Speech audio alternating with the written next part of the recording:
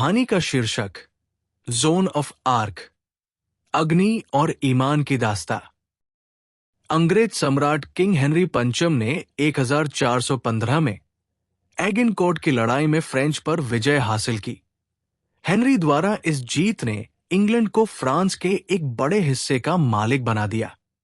Henry ने खुद एक फ्रांसीसी राजा की बेटी से शादी की थी और उन्हें फ्रांसीसी सिंहासन का उत्तराधिकारी नामित किया गया था। हालांकि 35 साल की उम्र में हेनरी की मृत्यु हो गई, पर उनके बेटे के पास अपने पिता के जंगी गुण बिल्कुल नहीं थे। एक समय अंग्रेजी सेना ने उत्तरी फ्रांस को अपने कब्जे में रखा था, लेकिन हेनरी पंचम ने जो कुछ भी जीता था वो सब लगभग 30 वर्षों में खो गया। इसका कारण लोरेन के छोटे से गांव डोमरेमी में जन्मी एक किसान लड़की थी। उसका नाम जोन था। उसे इतिहास में जोन ऑफ आर्क के रूप में हमेशा याद किया जाएगा। हमारे लिए ये कल्पना करना बहुत मुश्किल है कि उन दिनों फ्रांस कैसा था। वहां कोई भी सुरक्षित नहीं था। सैनिक इधर उधर घूमते हुए खेतों और गांवों को उजाड़ते थे। उनमें से डोमेरी का गांव भी था जहां जोन रहती थी। यहां तक कि मवेशी भी चेतावनी की घंटी की आवाज समझते थे और उसे सुनते ही सुरक्षित स्थान पर भाग जाते थे। बचपन में जोन अन्य बच्चों से बहुत अलग नहीं थी। वो वही खेल खेलती थी जो सब बच्चे खेलते थे। तब प्यारी लड़कियां खेतों में घूमती थी। वो खेत आज भी डोमरेमी गांव को घेरे हुए हैं। उसने अपने पिता के खेत में काम किया, मवेशियों का पालन पोषण किया और सर्दियों की शामों में उसने कताई और सिलाई सीखी। जोन एक शांत, धार्मिक लड़की थी। वो अपने माता पिता के साथ चर्च जाना पसंद करती थी। कभी कभी जब दूसरे बच्चे गांव की हरियाली में खेलते और हंसते तो वो गांव के चर्च में प्रायश्चित करती थी। अन्य बच्चों को वो बहुत अजीब लगती थी, लेकिन जोन एक मजबूत, स्वस्थ लड़की थी और उसने हमेशा अपनी पसंद के काम किए। 30 साल बाद गांव के जानकार लोगों से उस लड़की के बारे में पूछा गया। हालांकि ये बहुत पुरानी बात है, लेकिन हमारे पास उन बातों का रिकॉर्ड है। ये रिकॉर्ड निश्चित रूप से फ्रेंच में था, लेकिन उनके शब्द थे। जोन को डोमरेमी के सभी लोग प्रिय थे। वो विनम्र, सरल और एक धर्मनिष्ठ लड़की थी। वो खुशी खुशी चर्च और पवित्र स्थानों पर गई। उसने वहां काम किया, सेवा की, खेतों में काम किया और घर का सभी कामकाज किया। डोमरेमी के साधारण लोग बहुत आश्चर्यचकित होते अगर उन्हें पता चलता कि 18 साल की होने से पहले वो शांत छोटी लड़की फ्रांस में पैदा होने वाली सबसे प्रसिद्ध महिला बन गई थी। जोन को चर्च की घंटियां सुनना बहुत पसंद था। एक दिन जब पिता के बगीचे में उसे घंटियों के स्वर सुनाई दिए, तो उसे लगा कि उनमें कोई संदेश छिपा था। उस समय वो केवल 13 वर्ष की थी और पहली बार उन घंटियों को सुनने के बाद उसे बहुत डर लगा। घंटियों की आवाजें मिलनसार और दयालु थी। उन्होंने उससे हमेशा एक अच्छी लड़की बनने और चर्च जाने को कहा। वैसे जोन कुछ और बनना भी नहीं चाहती थी, इसलिए वो स्वेच्छा से चर्च गई। इसमें कुछ भी अजीब नहीं था, लेकिन जल्द ही जोन को आवाजें सुनाई देने के साथ अजीब दृश्य भी दिखाई देना शुरू हुए। पहले तो वे दृश्य कुछ धुंधले थे, लेकिन बाद में जोन ने कहा, मैंने अपनी आंखों से उन्हें स्पष्ट रूप से देखा, जैसे कि मैं आपको देखती हूं। और जब वे गायब हो जाते थे तो मैं रोती थी और बहुत दुखी होती थी। जोन को उन आवाजों से इतना प्यार हो गया था कि वो घंटी बजाने वालों को उपहार देती थी। जब वो 16 वर्ष की हुई तब उसे सेंट माइकल और लोरेन के 2 संतों सेंट कैथरीन और सेंट मार्गरेट के स्पष्ट दर्शन होने लगे थे। उनके पास डोमरेमी की इस किसान लड़की के लिए एक नया संदेश था। उन्होंने कहा कि वो अंग्रेजों को समुद्र में खदेड़कर अपने देश फ्रांस की मुक्तिदाता बन सकती थी। वो फ्रांस की सेनाओं को जीत के लिए नेतृत्व करेगी और युवा राजा चार्ल्स सेवंथ की रिम्स में ताजपोशी करेगी। फ्रांसीसी सैनिक हर जगह अंग्रेजों के हाथों पराजित हो रहे थे और फ्रांसीसी लोग पूरी तरह निराश थे। हर जगह फसलें असिंचित पड़ी थी या खेतों में सड़ रही थी। सारा व्यापार एक ठहराव पर था। ये असंभव लग रहा था कि एक साधारण गांव की लड़की उन हजारों मंजे हुए अंग्रेज सैनिकों के खिलाफ कुछ कर सकती थी। अंग्रेज सैनिक पूरे देश को आतंकित कर रहे थे।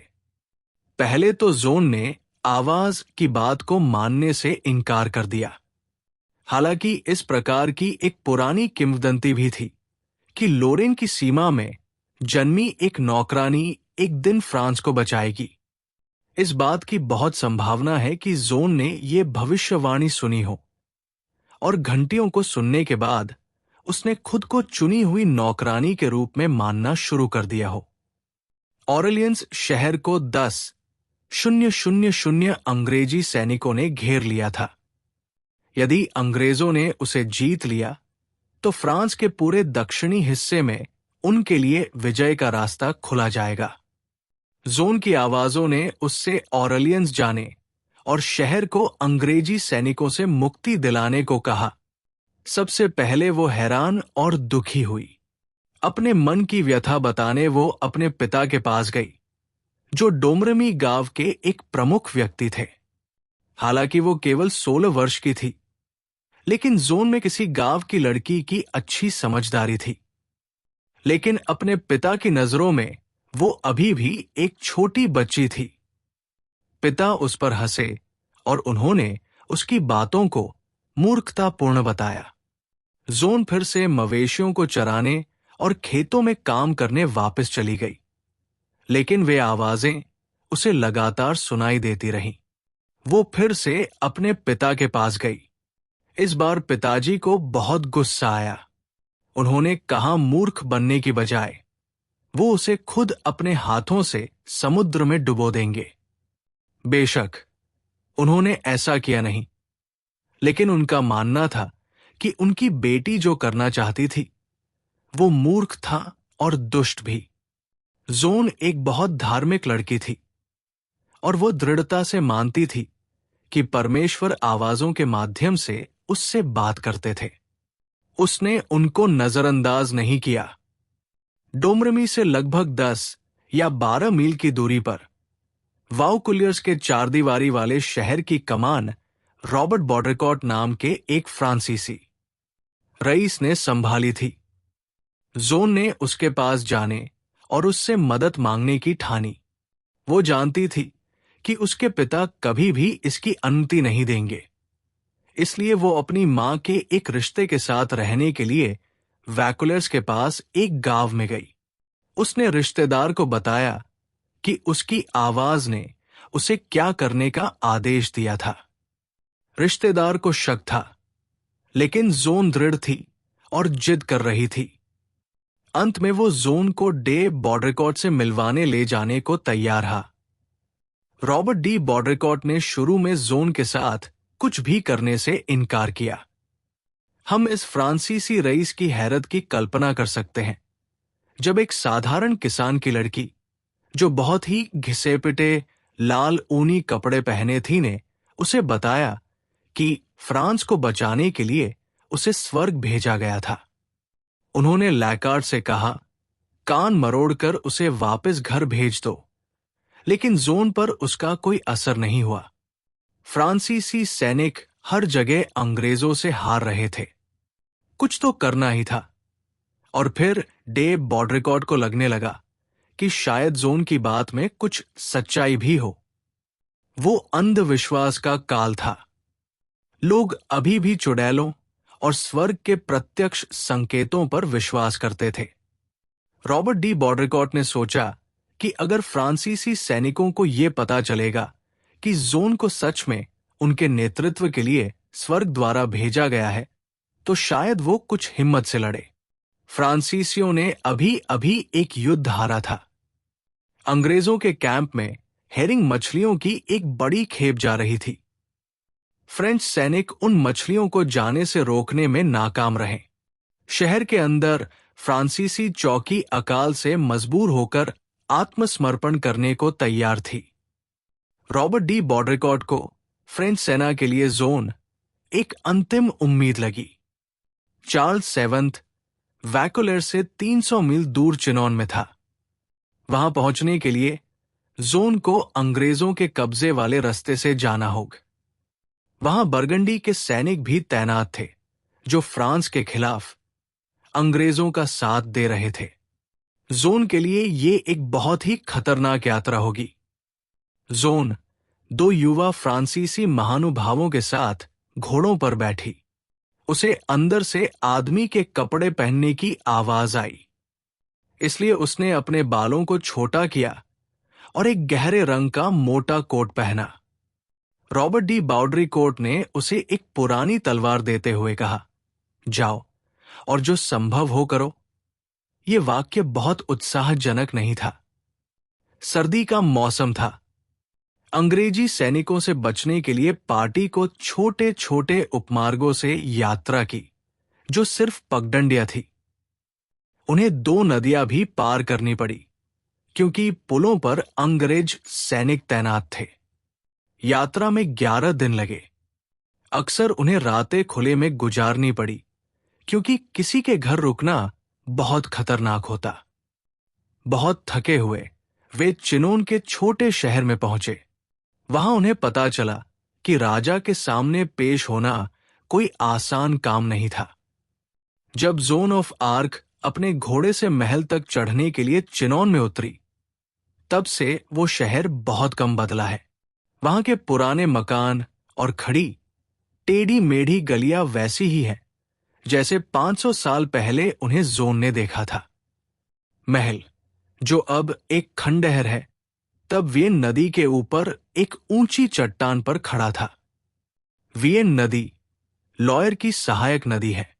200 साल पहले इस महल में एक अंग्रेजी राजा रिचर्ड कोइरर डे लायन का दरबार था।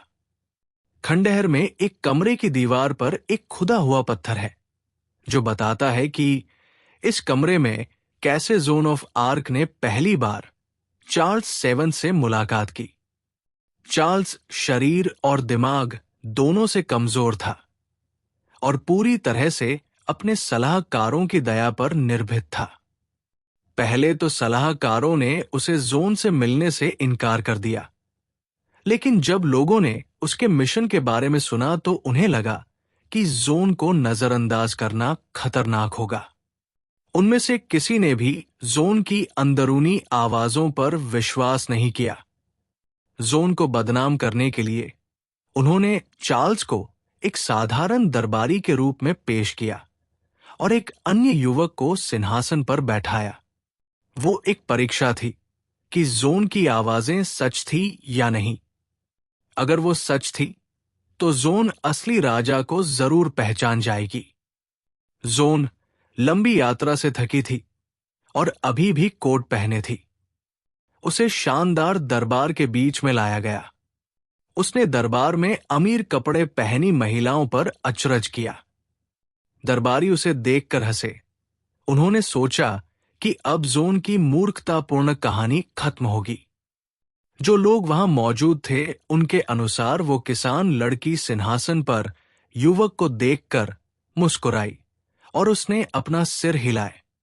फिर वो सीधे दरबारियों के बीच चार्ल्स के पास गई और अपने घुटनों पर टिककर बोली, मैं भगवान की दूत हूं। मैं आपको बताने आई हूं कि आप फ्रांस के सच्चे राजा हैं। चार्ल्स को वाकई में लगा कि जोन को सच में उसके राज्य को बहाल करने के लिए भेजा गया था, लेकिन सलाहकारों को अभी भी संदेह था। उन्होंने जोर देकर कहा कि जोन की चर्च के विद्वानों द्वारा जांच की जानी चाहिए। जोन को समझ नहीं आया कि वो लोग इतना उपद्रव क्यों मचा रहे थे। उसने एक साधारण किसान लड़की की ईमानदारी से उनके सभी सवालों के जवाब दिए। मैं पढ़ लिख नहीं सकती हूं, उसने कहा, लेकिन मुझे पता है कि मेरी आवाजों ने मुझे ऑरलियंस की घेराबंदी को तोड़ने और रिम्स में राजा की ताजपोशी की आज्ञा दी है। जोन एक गांव की लड़की थी जो शायद शर्मिंदा या भयभीत होती, पर वो न तो शर्मिंदा हुई और न ही भयभीत। जब किसी ने उससे पूछा कि उसे किस लहजे में आवाजें सुनाई देती थी, तो उसने मुस्कुराते हुए प्रश्न पूछने वाले से कहा, आपसे बेहतर लहजे में। चर्च के पुजारी उससे आश्वस्त हुए, लेकिन चार्ल्स, जिन सलाहकारों से घिरा था, उन्होंने जोन की बात नहीं मानी। लेकिन फ्रांस का हाल बद से बदतर होता जा रहा था, इसलिए वे कुछ भी करने को तैयार थे। हालांकि उनकी राय में जोन केवल एक बहकी हुई ग्रामीण लड़की थी। उन्होंने सोचा कि सैनिक उसे एक प्रकार का शुभ संकेत मान सकते हैं। फिर वे उसे ऑरलियंस भेजने को सहमत हुए। फ्रांसीसी सैनिकों को प्रभावित करने के लिए जोन को एक युद्ध का सूट कवच दिया गया, जो सफेद और नीले रंग का था। उसके सामने एक बैनर था जिस पर क्राइस्ट, यीशु की तस्वीर थी। कहा जाता है कि वो उसमें पूर्ण दिव्य दिखती थी। अन्य लोगों के बारे में भी जोन ऑफ आर्क जैसे ही कई कहानियां और किंवदंतियां गढ़ी गई है। ये लोग देश के इतिहास में प्रसिद्ध हुए थे। उनमें से कुछ बातें सच हो सकती हैं, कुछ नहीं। जोन ऑफ आर्क के बारे में बताई गई कहानियों में से एक उस घोड़े के बारे में है जो उसे सवारी करने को दिया गया। ये घोड़ा वैकुलस वाले घोड़े की तुलना में अधिक उत्साही था। वो घोड़ा अपने अगले पैरों के बल खड़ा हो गया और उसने जोन को चढ़ने की अनुमति नहीं दी। इसे यीशु की सलीब पर ले जाओ, जोन ने कहा। घोड़े को बाजार में स्थित क्रॉस पर ले जाया गया और वहां वो चुपचाप खड़ा रहा। फ्रांसीसी नायक मार्टेल की तलवार की किंवदंती भी इसी प्रकार की है। उसने 6 शताब्दी पहले फ्रांस को मुसलमानों से बचाया था। जोन ने उस तलवार को लाने को कहा जो सदियों से फेरबिस के एक चर्च में वेदी के पीछे छिपी थी। कोई भी उसके बारे में नहीं जानता था, लेकिन जब उन्होंने वेदी के पीछे खोदा तो उन्हें वहां तलवार मिली जो उन्होंने जोन को दी। उसके बाद जोन को ब्लिस में कुछ लोगों के साथ भेजा गया। ब्लिस चिनोन और ऑरलियंस के बीच में स्थित था। यहां उसे 6,000 सैनिकों की कमान दी गई। चार्ल्स के सलाहकारों को लगा कि जब 17 साल की एक किसान लड़की को एक सेना की कमान संभालनी पड़ेगी तो उसके होश उड़ जाएंगे और फिर वो डोमरमी वापस भाग जाएगी। पर जोन पक्की मिट्टी की बनी थी। शुरू में सैनिकों को कुछ आश्चर्य हुआ, पर उन्हें जल्दी ही पता चला कि उन्हें आदेशों का पालन करना है। उन्हें तब और भी हैरानी हुई जब उसने जोर देकर कहा गया कि उन्हें युद्ध से पहले चर्च जाना होगा। कमांडरों में से एक ला हीरे नाम का गैस्कनी का रहने वाला एक व्यक्ति था।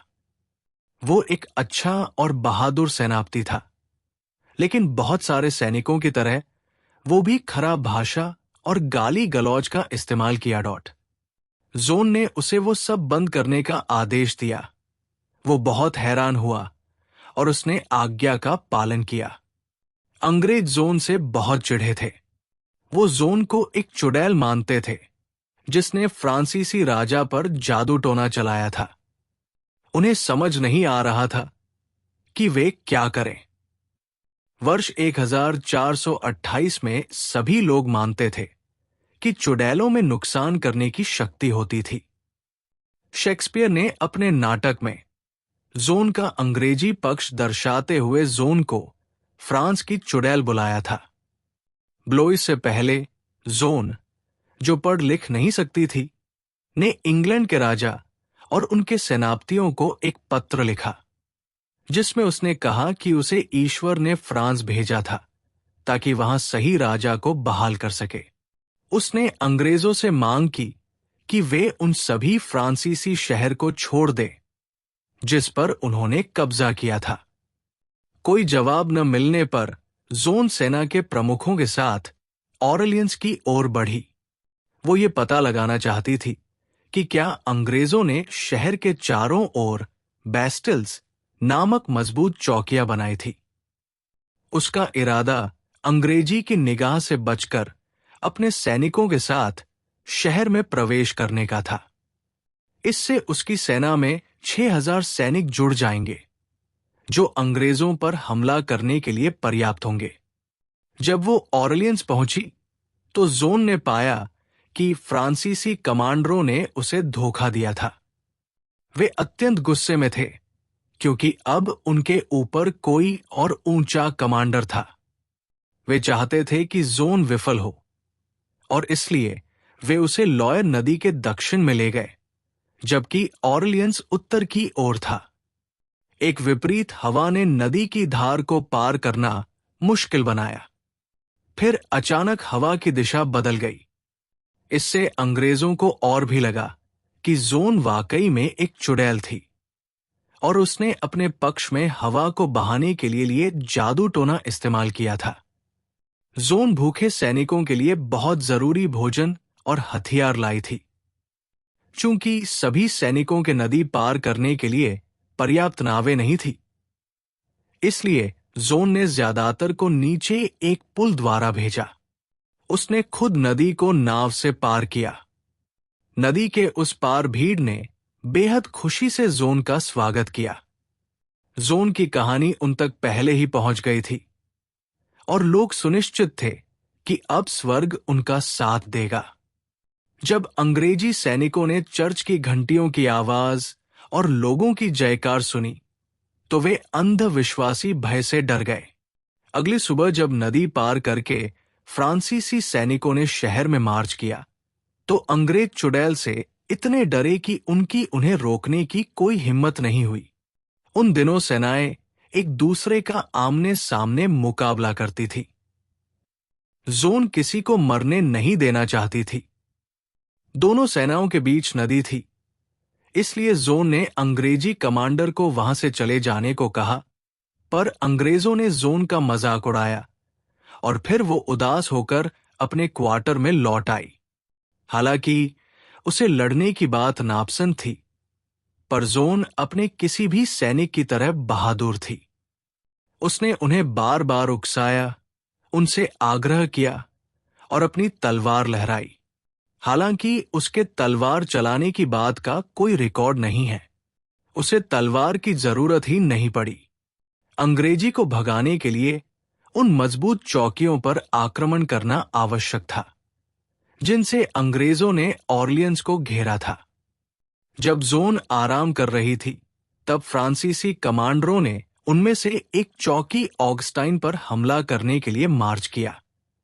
लड़ाई की आवाज सुनकर जोन जगी, और फिर तेजी से कवच पहनकर लड़ाई के शोर की ओर बढ़ी। इस लड़ाई में अंग्रेजों का पलड़ा भारी था, और जब जोन दिखाई दी तो फ्रांसीसी सैनिक पीछे हटने वाले थे। जोन के चमकते हुए कवच और बैनर ने, और उससे भी अधिक जोन की उपस्थिति ने फ्रांसीसी सेनाओं में नया जोश भर दिया। वे दासी दासी चिल्लाते हुए आगे बढ़े। अंग्रेज सैनिक जादू टोने से भयभीत होकर अपनी दुम दबाकर भागे। 2 दिन बाद जोन ने अब एक और मजबूत चौकी टॉरेल पर अपने समर्पित सैनिकों का नेतृत्व किया। जोन हमले में सबसे आगे थी। फिर उसने सीढ़ी से किले की दीवार पर चढ़ने के लिए पहला कदम रखा। चढ़ते समय दुश्मन के कंधे में तीर लगने से वो घायल हो गई। जोन के घाव को मलहम पट्टी करने के लिए पीछे ले जाया गया। जोन को जख्मी देख फ्रांसीसी सैनिकों का दिल टूट गया। फ्रांसीसी कमांडर डोनोइस अपने सैनिकों को पीछे हटने का आदेश देने वाला था। तभी जोन वहां दोबारा मौजूद हुई, और फिर उस मजबूत चौकी पर कब्जा कर लिया गया। ऑरलियंस की घेराबंदी खत्म हो गई थी। निराश और ये मानकर कि जादू टोने के खिलाफ लड़ने की कोशिश करना बेकार था, अंग्रेज वहां से दूर चले गए। शहर में सामान्य लोग खुशी मना रहे थे। चर्च लोगों से भरे हुए थे, जिनका नेतृत्व स्वयं जोन कर रही थी। उन्होंने जोन के लिए ईश्वर को धन्यवाद दिया। फ्रांस में कुछ सलाहकारों और पुजारियों को छोड़कर जो जोन से ईर्ष्या करते थे, हर कोई मानता था कि जोन को देश को बचाने के लिए चमत्कारिक रूप से भेजा गया था। सैनिक कहीं भी उसके पीछे पीछे चलने के लिए तैयार थे। उससे ज्यादा महत्वपूर्ण था कि अंग्रेजी सैनिकों ने सिर्फ आधी अधूरे लड़ाई लड़ी, और जब उन्हें पता चला कि चुड़ैल फ्रांसीसी सेना का नेतृत्व कर रही थी, तब वे मैदान छोड़कर भाग गए। जोन ऑफ आर्क ने ऑरलियंस शहर को जो राहत दिलाई, उसे लोग कभी नहीं भूले। जोन ऑफ आर्क की स्मृति में एक प्रतिमा बनाई गई है और हर साल वहां घेराबंदी की सालगिरह मनाई जाती है। टॉरल्स की मजबूत चौकी के कब्जे को विशेष रूप से याद किया जाता है। इसने फ्रेंच जीत को सुनिश्चित किया। लॉयर नदी के बाएं किनारे पर एक साधारण क्रॉस स्थापित किया गया। वो किले के स्थान को दर्शाता है। ऑरलियंस की जीत केवल एक शुरुआत थी। फ्रांस में अभी भी हजारों अंग्रेजी सैनिक थे जो फ्रांसीसी शहरों पर कब्जा कर रहे थे, गांवों को जला रहे थे और हर जगह विनाश फैला रहे थे। जोन को अपने आदेश को पूरा करने और चार्ल्स की ताजपोशी से पहले इन अंग्रेज सैनिकों को पराजित करना था। फ्रांसीसी सैनिक जो पहले अंग्रेजों से डरते थे, अब उन्हें ढूंढना और उनसे लड़ना चाहते थे। उन्हें इस जीत ने एक नया साहस दिया गया कि अगर जोन उनका नेतृत्व करेगी तो उनकी जीत निश्चित होगी। जोन के अंदर की आवाज ने उसे बताया कि फ्रांस को बचाने के लिए उसके पास केवल 1 साल था। उसके पास बहुत कम समय था। ऑरलियन से वो उन पास के अन्य शहरों में गई जहां पर अंग्रेजों ने कब्जा किया था। इनमें से पहला शहर जारगांव था, जो ऑरलियन से केवल 10 मील दूर था। वहां पर एक अंग्रेज rice, earl of Suffolk commander थे, लेकिन उनके सैनिक अभी ऑरलियंस की हार से उबर नहीं पाए थे। जब उन्होंने जोन को उसके सफेद घोड़े पर हमला करते हुए देखा, तो वे डर के मारे लगभग पागल हो गए। फ्रांसीसियों सैनिकों ने जोन के साथ शहर में मार्च की और शहर पर कब्जा किया। उन्होंने अर्ल ऑफ सफोल्क को कैदी बनाया। जोन ने अपने सैनिकों को आराम करने की अनुमति नहीं दी। अंग्रेजों को उबरने से पहले ही उसने उन पर दोबारा वार करने की योजना बनाई। उसने 25 मील दूर एक और छोटे शहर बेगेंसी पर कब्जा किया। फिर उसने उत्तर में 20 मील दूर पाटे में अपनी सबसे प्रसिद्ध जीत हासिल की। यदि आप इन स्थानों को मानचित्र पर देखें तो वे एक त्रिकोण बनाते हैं जिसके मध्य में ऑरलियन स्थित है। त्रिकोण से बाहर निकलने के लिए जोन को उन्हें हराना आवश्यक था। अब तक अंधविश्वास के आतंक से अंग्रेज सेना पूरी तरह से ध्वस्त हो चुकी थी। जब जून की सुबह जोन और उसके सैनिक अचानक धुंध से बाहर आए, तो उन्होंने आधी लड़ाई बिना लड़े जीत ली थी। 14 साल पहले एगिनकोर्ट की लड़ाई में अंग्रेजी तीरंदाजों ने मैदान में नुकीले खूंटों की एक पंक्ति धंसाकर खुद की रक्षा की थी। इन खूंटों के पीछे से उन्होंने फ्रांसीसी शूरवीरों पर घातक तीर चलाए थे। इस बार जोन ने खूंटे गाढ़ने से पहले ही पाटे के अंग्रेज सैनिकों पर हमला किया।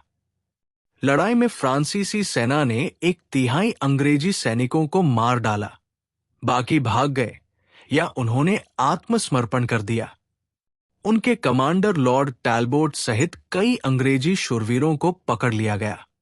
रिम्स पहुंचने के लिए अभी लंबा रास्ता बाकी था, पर अंग्रेज इतने निराश थे और जादू टोने से इतना डरते थे कि वे पेरिस वापस चले गए और कोई बाधा नहीं डाली। जोन ने अपने विजयी सैनिकों के साथ ट्रॉयस के रास्ते 200 मील की दूरी तय की। रिम्स के महान गिरजाघर में चार्ल्स का राज्याभिषेक बड़े भव्य तरीके से किया गया। अपने गणवेश में चर्च के उच्च पुजारी, शानदार वेशभूषा में रईस और अद्भुत पोशाक में महिलाएं, सभी उस शानदार चर्च में मौजूद थे। लेकिन उस दिन सभी की नजरें जोन ऑफ आर्क पर टिकी थी। वो चमकते कवच में बैनर को पकड़े हुए फ्रांस को जीत दिलाने वाली जोन ऑफ आर्क तासपोश राजा के पास खड़ी थी। डोमरेमी की एक साधारण किसान लड़की के लिए वो एक अद्भुत क्षण था। वो अभी केवल 17 साल थी।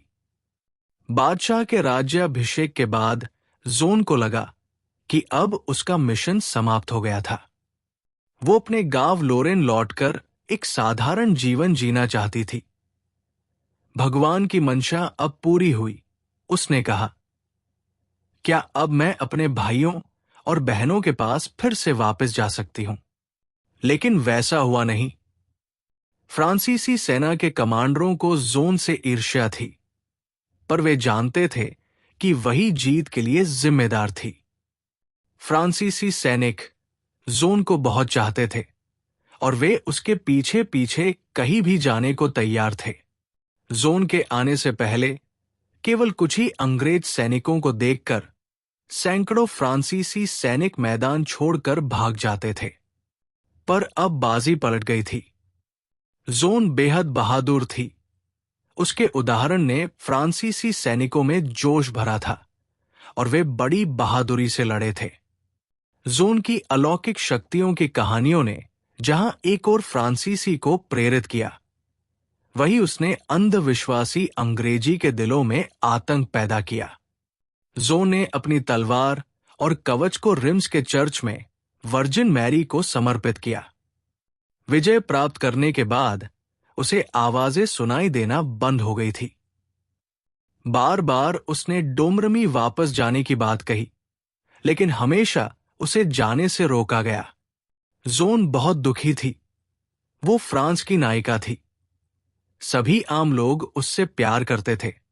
हर जगह लोग जोन के आशीर्वाद के लिए अपने घुटने टेकते थे। उसे देखकर मंजे हुए सैनिकों की आंखों में भी आंसू भर आते थे। लेकिन चार्ल्स सेवंथ के दरबार में, जिसका मुकुट उसे जोन ने दिलवाया, जोन को ईर्ष्या और अवमानना झेलनी पड़ती थी। पेरिस पर अभी भी अंग्रेजों का राज्य था। फ्रांसीसी कमांडरों को पता था कि जोन के नेतृत्व के बिना वो सैनिकों को प्रेरित नहीं कर पाएंगे। उनके पास इसे लेने का बहुत कम मौका था। जोन की मर्जी के खिलाफ उन्होंने उसे दोबारा फिर से युद्ध के मैदान में जाने के लिए मनाया। भारी दिल के साथ जोन ने अपना कवच पहना। उसे अपनी चेतावनी याद थी कि उसके पास अपना काम पूरा करने को केवल 1 साल था। वो साल अब निकल चुका था। पेरिस पर हमला विफल रहा। फ्रांसीसी कमांडरों को जोन से ईर्ष्या थी। उन्होंने अपनी देशभक्ति त्याग दी थी। यद्यपि फ्रांसीसी सैनिक बहादुरी से लड़े, लेकिन उनकी संख्या पर्याप्त नहीं थी और अंग्रेजी सेना को लगातार बाहर से मदद मिल रही थी। जोन ने अपनी सेना का साहस और खतरों की परवाह किए बिना नेतृत्व किया। हमेशा की तरह वो वहां मौजूद थी जहां लड़ाई सबसे भयंकर थी। गेट ऑनर के हमले के दौरान फ्रांसीसी सैनिकों ने पीछे हटना शुरू कर दिया। जोन अकेले ही आगे बढ़ी, लेकिन वो उस लड़ाई में फिर से घायल हो गई। लड़ाई उसके चारों ओर चलती रही, पर जोन एक खाई में लेट गई। लेकिन जोन को घायल देख सैनिकों का दिल टूट गया। वे पीछे हट गए और जोन को अपने साथ लेकर मैदान छोड़कर चले गए। फ्रांसीसी कमांडरों को गुप्त रूप से खुशी हुई कि जोन हार गई थी। चार्ल्स, जो कमजोर और एक कायर था, अब बोर्जेस जाकर बस गया था। जोन ने फिर से डोमरमी लौटने की अनुमति मांगी, लेकिन फिर से स्वार्थी राजा ने उसे अनुमति देने से इनकार कर दिया। उसकी बजाय जोन को एक उपाधि दी गई और उससे आय का वादा किया गया, लेकिन उसका भुगतान कभी नहीं हुआ। डोमरमी गांव को करों के भुगतान से छूट दी गई। जोन ये सोचकर खुश थी कि उसने जो कुछ किया उससे उसके पैतृक गांव को फायदा हुआ था, लेकिन वो वहां अभी भी वापस नहीं लौटी थी। बरगंडी का ड्यूक अंग्रेजी के पक्ष में लड़ रहा था। अब वो एक समझौते के लिए सहमत हुआ जो अगले वर्ष 1430 के वसंत तक चला। ये 1428 में था कि जोन ने ऑरलियंस को छोड़ दिया। अंदर की आवाजों से वादा किया, साल कब का बीत गया था। फिर पेरिस के दक्षिण पूर्व में कुछ मील की दूरी पर मेलून में एक सफल लड़ाई में उन आवाजों ने फिर जोन से बात की। जब मैं मेलन में प्राचीर पर थी, उसने कहा, सेंट कैथरीन और सेंट मार्गरेट ने मुझे चेतावनी दी कि जल्द ही मैं पकड़ी जाऊंगी। मैंने प्रार्थना की कि गिरफ्तारी के बाद मैं तुरंत मर जाऊं और लंबे समय तक कैद में बंद न रहूं। 1430 की मई में जोन ऑफ आर्क की आवाजों से मिली चेतावनी सही निकली। ड्यूक ऑफ बर्गंडी के सैनिकों ने कंपेगने शहर का घेराव किया। चार्ल्स अभी भी बोर्गेस में था। जोन फ्रांसीसी सैनिकों की एक टुकड़ी के साथ कंपाइगेन में लड़ने गई। उसने बहादुरी के साथ हमले का नेतृत्व किया और शहर में लड़ाई लड़ी। ऐसा लगा जैसे ऑर्लिस की जीत कॉम्पेगने में भी दोहराई जाएगी। ऑर्लियंस में जोन ने एक के बाद एक करके शहर की मजबूत चौकियों पर कब्जा किया था। वो हमले ऑर्लियंस में सफल रहे और उसने उन्हें कॉम्पेगने में भी दोहराया। उसने कई बार चढ़ाई की पर अचानक जवाबी हमला हुआ। जैसे जैसे फ्रांसीसी पीछे हटे, उससे जोन खतरे की जगह में फंस गई। फ्रांसीसी सैनिक अब शहर को छोड़ चुके थे। जोन घिरी हुई थी और तभी दुश्मनों ने उसे उसके घोड़े से नीचे खींचा। जोन अब ड्यूक ऑफ बर्गंडी के यहां एक कैदी थी। वो जानती थी कि निश्चित ही उसकी मृत्यु होगी, लेकिन उस नीच फ्रेंच रईस ने उसे 10,000 लीवर में अंग्रेजों को बेच दिया।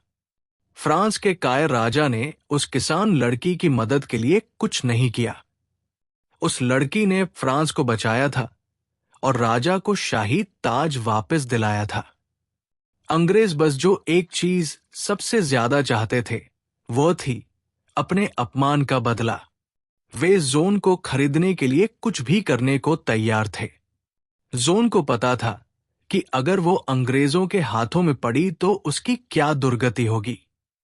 उससे बचने के लिए वो जमीन से 60 फीट ऊपर खिड़की से नीचे कूद गई, जिसमें वो बुरी तरह घायल हो गई। पर इससे कोई फर्क नहीं पड़ा। जोन को उसके दुश्मनों को सौंप दिया गया और फिर कई हफ्तों तक उसे एक नम अंधेरी कोठरी में जंजीरों से बांधकर रखा गया। उसके बाद जोन पर कानूनी मुकदमा चलाया गया। जोन को जादू टोना करने के आरोप में दोषी पाया गया और उसे बीच बाजार में जलाकर मार डाला गया। जिस चर्च ने 1430 में जोन की निंदा की और उसे दोषी पाया, उसी चर्च ने 1919 में जोन का एक संत के रूप में स्वागत किया। जोन ऑफ आर्क की ये प्रसिद्ध प्रतिमा इमैनुअल फ्रेमियट ने बनाई है। इसमें युद्ध से पहले स्वर्ग के मार्गदर्शन के लिए प्रार्थना करते हुए जोन ऑफ आर्क को उसके युद्ध कवच में दिखाया गया है। जोन ऑफ आर्क एक गहरी धार्मिक आस्था वाली गांव की लड़की थी। उसने बचपन में खेत में काम किया। अंग्रेजी सैनिक उसे एक चुड़ैल मानते थे और उससे डरते थे। फ्रांसीसी सैनिक उसे एक संत मानते थे और उसका अनुसरण करते थे। फ्रांसीसी दरबारियों और बिशपों को उससे जलन थी। उन्होंने उसके साथ विश्वासघात किया। किसे पता क्या सही था, और ये हम सभी जानते हैं कि उसने फ्रांस को बचाया।